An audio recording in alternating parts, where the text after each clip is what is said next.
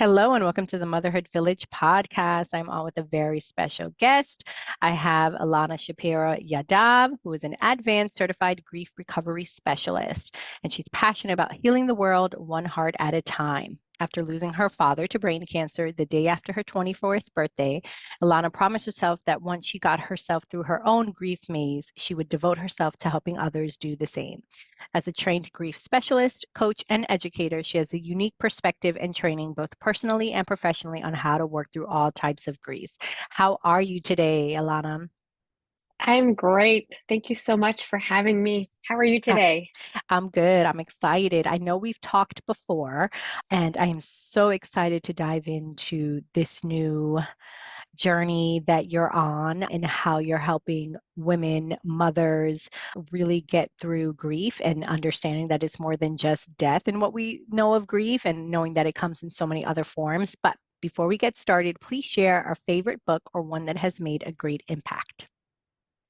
My all-time favorite book always is The Alchemist by Paulo Coelho. I always come back to that book when I am feeling lost or need to make a big decision because it always resonates with me differently and I get different gems from it each time.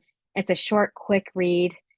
And if anyone hasn't read it, I really recommend it because it's just inspiring to follow your own personal journey, which really ultimately is what we're all doing in life and following our own journey. 1,000%, really good book, and has come up quite a few times. If you have not read it, highly recommend. Okay, so your journey into becoming an advanced certified grief recovery specialist is deeply personal. Obviously, I read it in your bio. You lost your father to brain cancer, which I'm sure was traumatic, and all the things, especially young, 24 years old, and you're trying to figure out yourself at that time.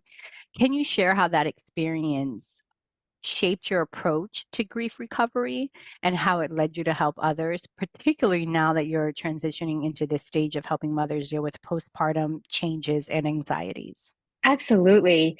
After my dad died, I really was lost. Like, I didn't have the vocabulary, I didn't have the language, I didn't have the validation that my emotions before my father was even buried and I was hysterical. People were telling me to calm down, which knowing now, I didn't have that language back then. His last words to me were happy birthday, and he died hours after my birthday ended when I turned 24. And so I really promised myself in some of the like my deep sorrow that when I got to a place of healing, I was going to do everything in my power to make sure that no girl who just buried her father or no person who just buried a loved one ever felt like their emotions were too much or they were just crying too much or just too much of anything because all these emotions are valid. And I didn't know how to do that for myself. I didn't have the vocabulary to do that for others. And so I said, you know what? When I get there, granted, it took me a decade to get there, but I'm so grateful for that journey because it helps me show up for others better and in a deeper way and show up for myself too. So fast forward till I started to learn the vocabulary around grief and around grief recovery, and things just clicked in my mind. And I said, wow, like I finally get to find these tools to heal myself and then to help others heal themselves too, and to help others feel seen and validated and have that vocabulary to express their emotions because we don't really have that vocabulary.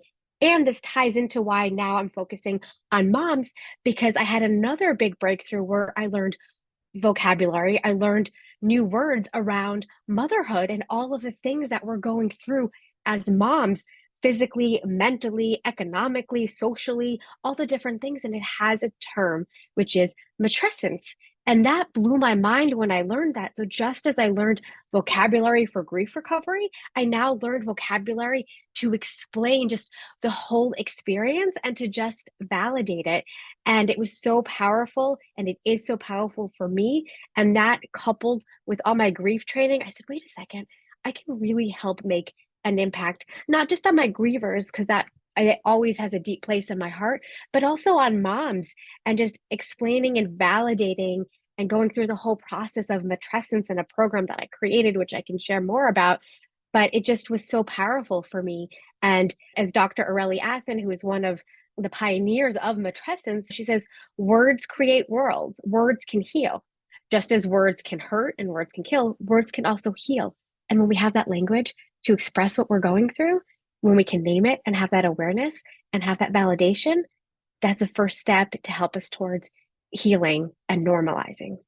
Oh, that's so powerful. And I think to your point, I think it's powerful. And because I have some notion, because I did talk to you once before, is the fact that you're now taking, well, first off, you have your experience with grief, but I would imagine similar to when I talked to a guest and we were talking about trauma, and she was like, listen, you feel that if you have a pulse, you've experienced trauma. So I would imagine in the same way people have experienced grief, every single person through some capacity. It might not be grief in the thought process of losing someone, right? Physically, that we think of grief as death, or a correlation of grief in the death way, if that's even the right term to say, but of understanding you can grieve losing a job, losing a friendship, losing a relationship. So we've all experienced grief.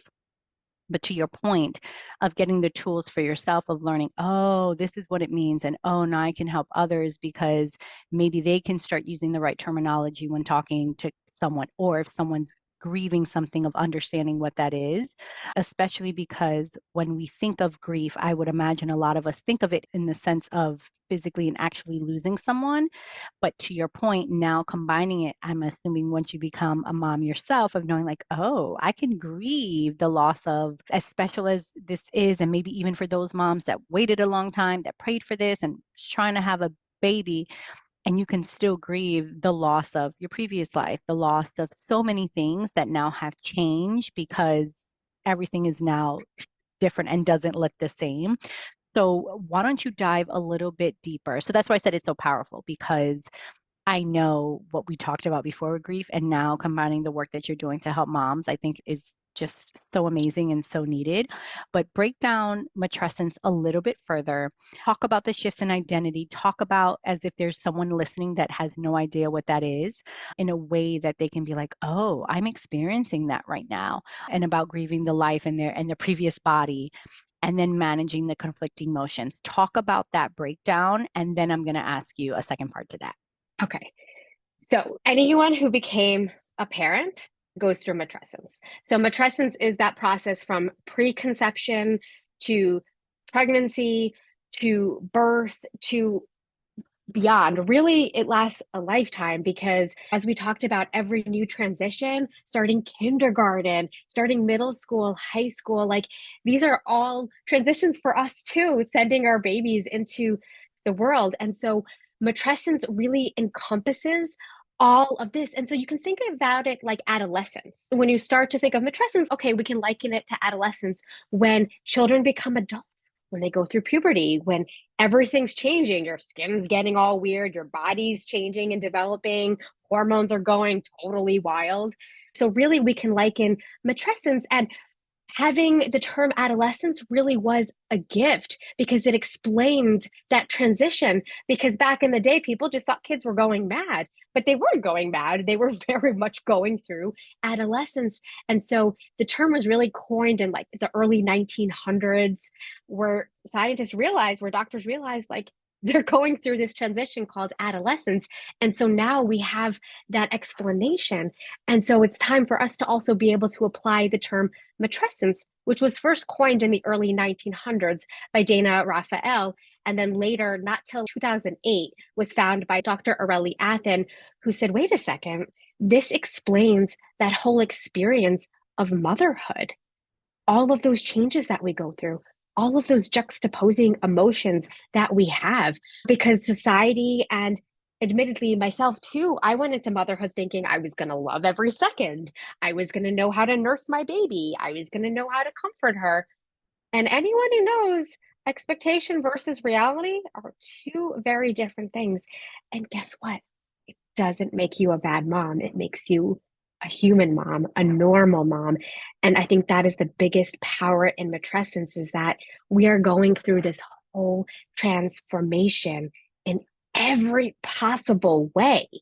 And we are no longer who we were before the baby. We're someone new, and we can't be expected to go back to being that person. We have to find that new person who we are and still keep a piece of our identity, because keeping a piece of our identity, our new identity, is so powerful for our children, because then we don't put everything and all that pressure on our children. So just really to summarize what matrescence is, it encompasses the developmental life passage of going from a woman to becoming a mom. And this also goes with surrogacy, with adoption. That is also included in this. I don't mean to exclude anyone. I'm just more Sure. focusing just also the physical that birthing mothers go through because having your son, there are so many things that you change. Yes. But, and I just want to reiterate that analogy to adolescence because to me, that's also so powerful to explain because everyone, I think, can think back to adolescence, to high school, to all those different ways of physically and mentally feeling.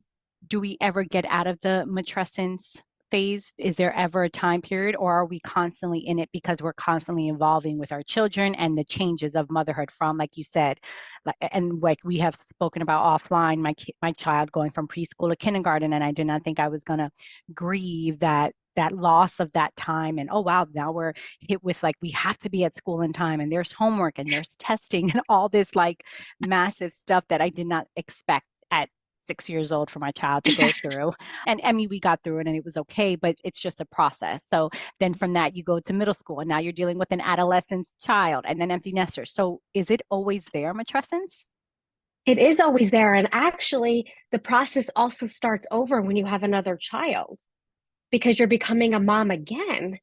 And I really just want to reiterate that this isn't something negative. Actually, I think it's such a huge gift to moms to know that what we're going through, the good, the bad, and ugly, really, it has a name. And it's not, we not to pathologize it because a lot of time we categorize like postpartum depression, postpartum Sure. anxiety, which is not bad either, like having gone through it as well.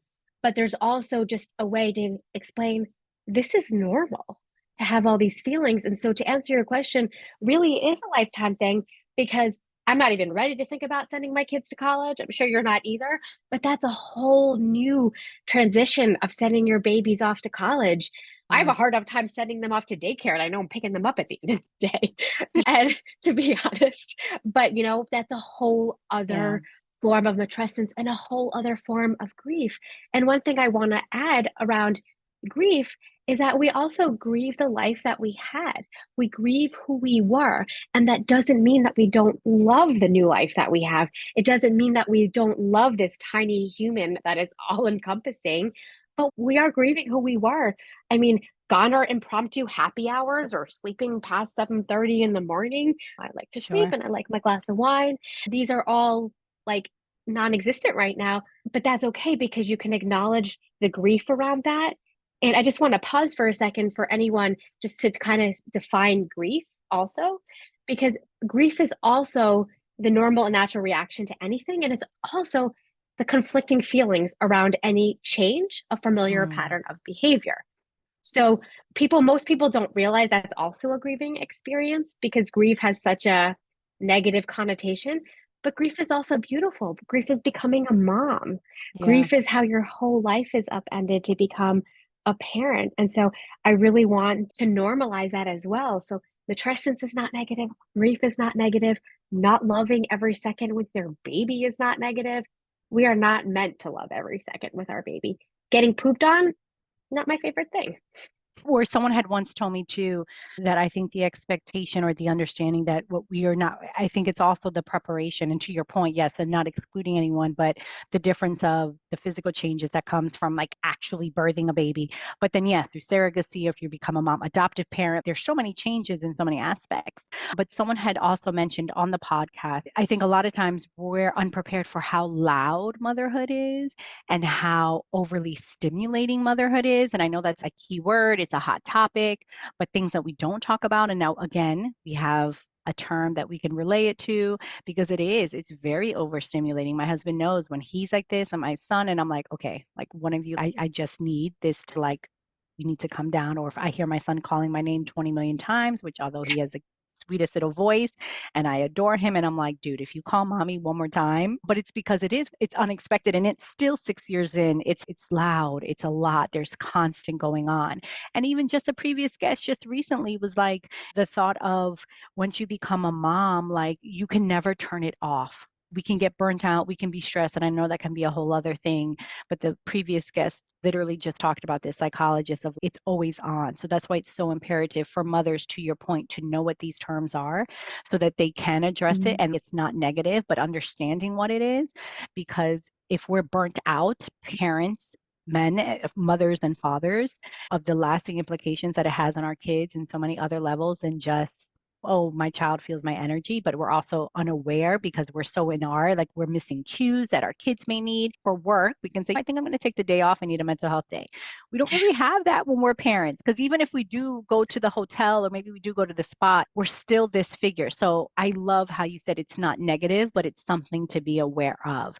So now my question to you is, with matrescence, are there any strategies or insights or any tips that you want to share with our listeners, especially new moms, or maybe even not, moms that are maybe still in the thick of it, to help navigate those complex emotions, especially with regards to grief and finding not the balance, but understanding how to deal with this new transformation? Maybe share some insights there. One of the biggest things, and I know this is cliche, but it really is just such a good analogy, but you can't pour from an empty cup. Like you literally can't pour from an empty cup. And so you can't give to your children when you have nothing left. And taking care of yourself is not only not selfish, but it is imperative for your children too. I think sometimes as moms, we want to put our kids first. And of course, like our kids do come first, but we also have to take care of our basic needs. And we also have to make sure that we have that time. So, one of the most powerful things also is just by learning that there is a term for it, that this is all normal and natural, and turning that self compassion inward. Because I don't know about you, but I'm really hard on myself as a mom when I snap at my kid by accident, or when we're all going to snap at our kids or at our husband or our partner or our spouse, or we're all going to react in a way. And that's okay as long as we repair, as long as we have that repair. So to have that awareness by being able to name it, because I'm sure all of you have heard to name it is to tame it, and to just have that compassion inward and to just acknowledge that your identity is changing. You're not supposed to be who you were before you had a kid. You're not supposed to be able to go back to work and know how to do your job the same way, come home, raise your kid, and be able to do that. No, we're not, we can't just compartmentalize, or like I haven't met anyone who's actually can do it. And we're not supposed to. We're not supposed to do this in isolation. We're not supposed to do this in silos. So there are also more tips that, we'd be here for hours upon hours, but those are, I think, really great places to start with that self-compassion and just stopping and being like, wait a second. And something that I like to call the mommy moment that you literally can do in 30 seconds. And it's what I do every single day that I pick my kids up from daycare is get them in the car, I close their door, and I just stand outside for a few minutes and I take a few deep breaths, takes 30 seconds, and just breathe for a few minutes so that I can recenter, that I can just focus on, yay, I get to see their little faces, even though they're screaming at me. I love them, yay. And to just help put things a little bit in perspective. And then get in the car and try to be more of the mom that I can do. But that's something that you can do anytime. Like when my kids and my husband are all yelling at me, I practice what I preach. I just breathe and then I'm like, okay, I don't always do it perfectly, but that's something that you can do anywhere, anytime. It's just focusing on your breath for a few seconds. You can do fancy box work, but I don't want to confuse it. Just focus on your breath in and out, and it really can help recenter it. So, mommy moment. I recommend I that love for it. everyone. I love a mommy moment. And that could even be maybe rolling your neck. That could be, like you said, taking a couple of deep breaths. That could be give yourself a hug. Maybe it's looking at yourself in the mirror, getting a comeback and be like, listen, we got this. We can do this. You're this. I love a mommy moment aspect. But yes, the breathing is so powerful. I know there's a book, maybe you know the name of it. There's a physical therapist that is local, that is in the health and wellness spiel. She has a whole program, and she's like, breathing is one of the most beneficial things, and a lot of us are doing it wrong. We breathe from here and we're like and sometimes we're holding our breath a lot when all the things. So to your point, to just even have it to be like in and out and just give us that is so impactful. And I love that. So mommy moments, whatever that looks like for you listeners, lean into it for sure. So now that you're doing this coaching, I guess talk about what you're doing in regards to this to help moms. How is your practice now hoping to fill these gaps of helping mothers navigate this? Because I know you're taking the grieving aspect with the matrescence, because it's all kind of related, finding their new identities and being in this new normal, basically. So, talk to me about, and I don't want to say services you provide, but how you're helping to change the narration of this and fill those gaps and work with moms. So one of the first ways is also including education. So a lot of what we shared about and in depth in certain aspects. And one of the things that is so important to me is every mom is different. Every mom's journey is different.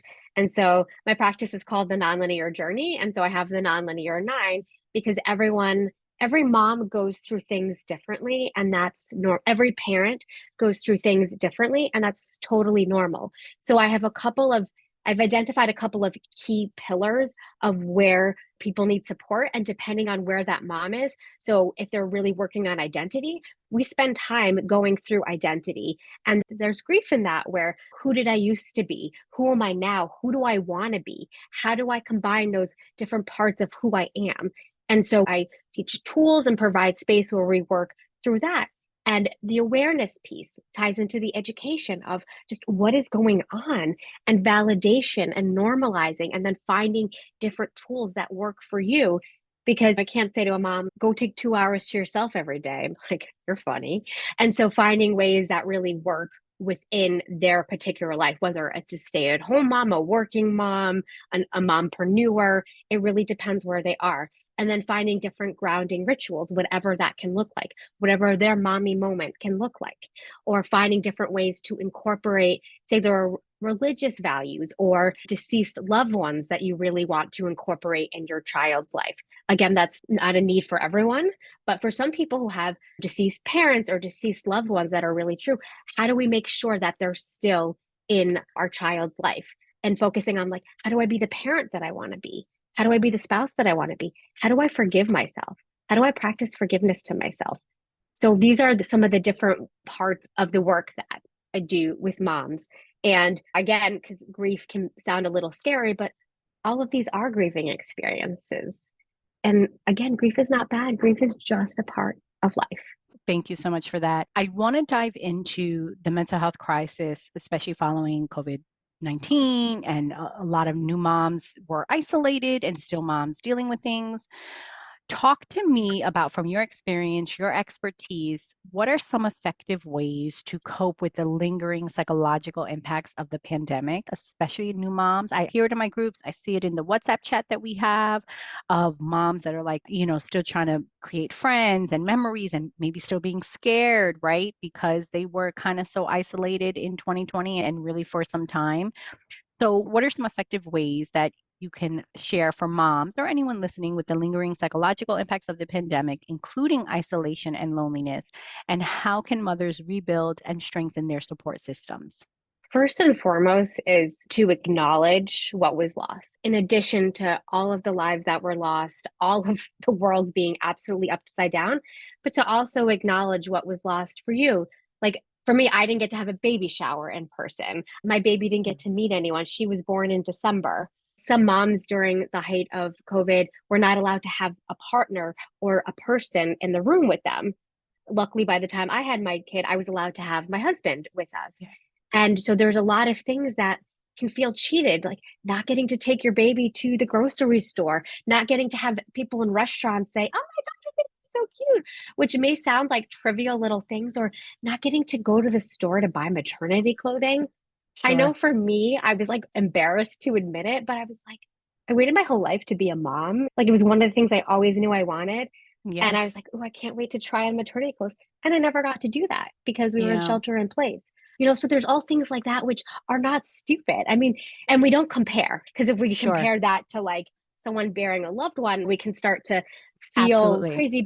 And so it's so important to not compare. And if it's something that's valid. And so I think a lot of moms need to give themselves space to really grieve and acknowledge all the things that were lost because of COVID, that were lost because of shelter in place, and those communities too.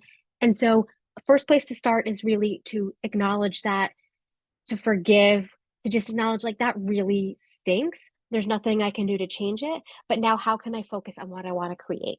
How can I focus on what I want to build?